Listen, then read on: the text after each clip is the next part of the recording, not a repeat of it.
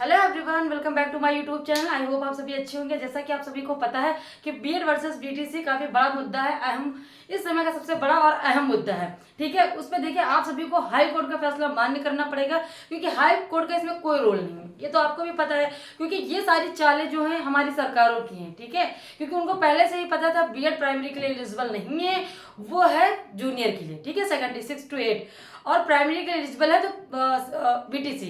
तो फिर या तो अगर इनको एक ही चीज लगता है कि जो ये पढ़ाई है फर्स्ट लेके 8th तक, तो इसमें कोई भी पढ़ा सकता है, तो या तो ये प्राइमरी बंद कर दे, या तो बीएड बंद कर दे, या तो बीटीसी बंद कर दे, या तो बीएड का कोर्स ही कराना बंद कर दे। अब लोगों ने बीएड का कोर्स किया है, ठीक है, एक तो उसकी वैकेंसी नहीं आती, आए भी तो लिमिटेड उसमें आती है। उसके बाद देखिए, चलिए ठीक है, ये भी हम लोगों को मान्य था, फिर भी हम लोगों ने बीएड कोर्स किया।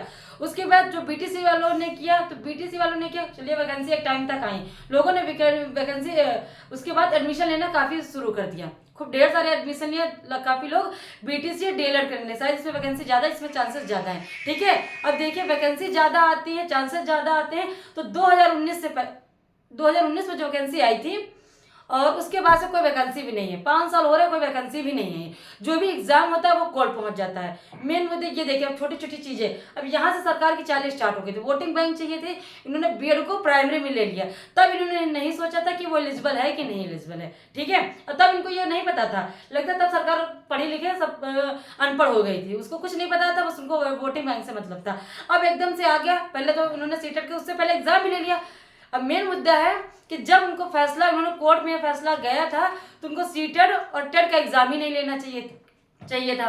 तो बच्चों ने प्राइमरी, देखिए मेन मुद्दा है, आप मुद्दों को ये समझिए कि सरकार की इसमें चाले है, हाई कोर्ट को इसमें कुछ नहीं है कि, तो इनका बीच में टेट भी इन्होंने निकाला। ठीक है, और टेट निकाला, उसको लीक करके फिर कोर्ट में गया, फिर दोबारा आपका एग्जाम हुआ था। ठीक है, फिर उसमें बीएड वालों ने भी एग्जाम दिया था और बीटीसी वालों ने भी एग्जाम दिया था, भर भर के काफी संख्या में एग्जाम दिया था, लेकिन फिर भी उसमें ये नहीं बताया गया था कि आगे बीएड वाले शामिल होंगे कि नहीं। उन लोगों ने तो इस बेस पे दिया था कि वैकेंसी में जैसे पहले स्टूडेंट बैठे थे उसमें आगे भी बैठेंगे। अब एकदम से जब फैसला आ गया, अब ये मुद्दा चल ही रहा था, तो इनको मतलब सीटेट का एग्जाम और टेट का एग्जाम लेना नहीं चाहिए था। फिर से सीटेट का एग्जाम है आपका 20 अगस्त को। ठीक है, फिर भी एग्जाम है आपका अगस्त में, लेकिन फिर भी उन्होंने क्लियर नहीं किया था। लेकिन जब मुद्दा पहुंच गया कोर्ट में, फिर इन्होंने लिख के दे दिया, नोटिस कर दी कि अब जो होगा कोर्ट के अकॉर्डिंग जो फैसला आएगा वैसे आपका प्रमाण पत्र मान्य होगा। देखिए कितनी बड़ी बात है, अब इतनी संख्या में अभ्यर्थियों ने फॉर्म फिल किया था। अब चलिए ठीक है, अब कोर्ट का फैसला आ गया आपका कि बीएड मान्य नहीं है। अब बताइए वो क्या करे, बीपीएससी का उधर एग्जाम है, लोग तैयारी कर रहे हैं, कितने बच्चे तैयारी कर रहे हैं। अब पूछिए, उस समय उनका है रिवीजन का, ये टाइम आपका चल रहा है रिवीजन का, और आप इस मुद्दे में भटके हुए कि चलिए हम एग्जाम देने को मिलेगा। अगर मिल भी गया तो क्या वैकेंसी में वो शामिल हो सकते हैं, जो भी वैकेंसी आएंगी। ठीक है, अभी तो यूपी का तो पता नहीं है, यूपी में तो फिलहाल वैकेंसी आएंगी नहीं, मेरे अकॉर्डिंग तो वैकेंसी पता नहीं आएंगी तो वो भी कोर्ट पहुंच जाएंगी। ठीक है, कहीं क्वेश्चन को लेके, कहीं पेपर लीक होने के नाते।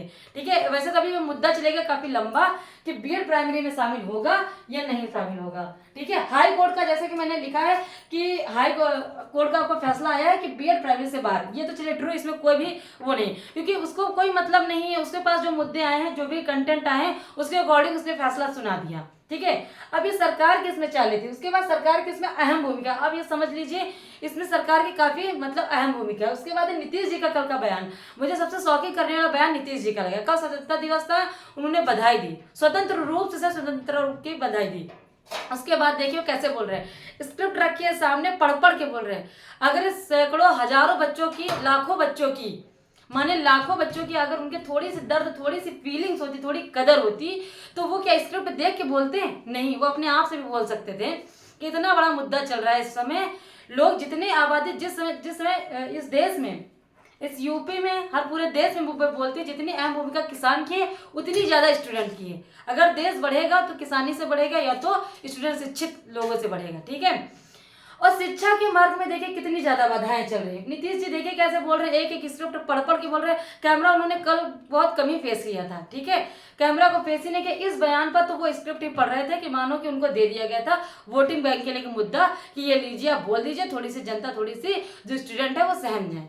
ठीक है, वो आपसे कोई बयान ना करे। अब देखिए, चलिए आप एग्जाम देंगे, बीपीएससी का भी एग्जाम दे सकेंगे बीएड वाले, लेकिन फिर भी उसमें क्लियर नहीं है कि पता नहीं उनको नौकरी में शामिल होने को मिले या ना मिले। ठीक है, आप एग्जाम के लिए परेशान थे तो आपको एग्जाम देने को मिलेगा, लेकिन उसमें क्लियर कहीं भी नहीं है कि पता नहीं आप वैकेंसी में बैठेंगे नहीं। ठीक, अब देखिए यूपी का फैसला मान्य देने को मिलेगी नहीं।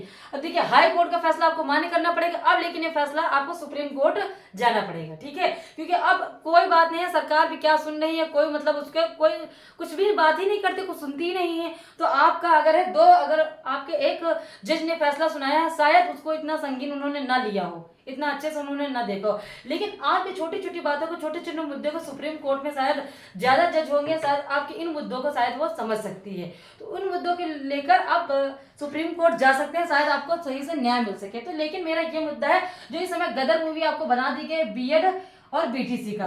ठीक है, तो बीटीसी का जो मुद्दा बना दिया गया है इसको पहले आप समाप्त करिए, क्योंकि हमारी लड़ाई बीएड वर्सेस बीटीसी नहीं है, हम भाई बहन है, एक ही घर में है, एक भाई है एक बहन है, क्या वो आपस में लड़ाई करेंगे? नहीं। ये तो सरकार की चाल है, हमको पहले ये समझना चाहिए, अपना पेशेंस, अपना धैर्य को पहले अपना कंट्रोल करिए। ठीक है, आप पेशेंस रखिए।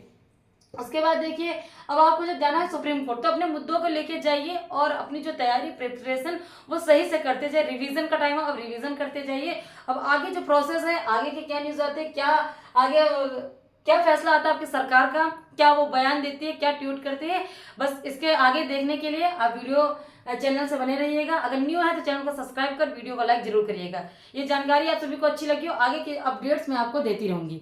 Okay, thank you.